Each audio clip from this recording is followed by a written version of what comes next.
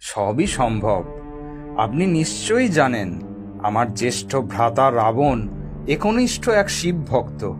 শিবের বরে সে অপরাজেয়, তাই সে নির্ভীক আর অহংকারী।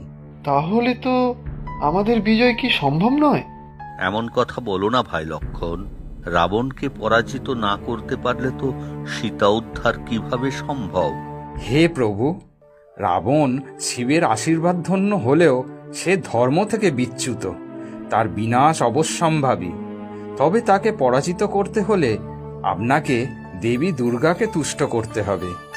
দেবী দুর্গার আশীর্বাদেই একমাত্র সম্ভব রাবণের বিরুদ্ধে জয়লাভ।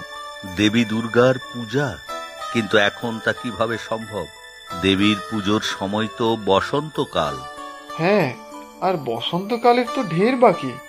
এখন তো সবে শরৎকাল। তাহলে উপায় কি দাদা? সে উপায় তো আমারও জানা নেই ভাই লক্ষণ।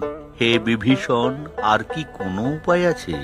ক্ষমা করবেন প্রভু, অন্য কোনো উপায় তো আমার জানা নেই। তাহলে দেবী দুর্গার পূজার জন্য আমাদের কি বসন্তকাল পর্যন্ত অপেক্ষা করা ছাড়া আর কোনো পথ নেই?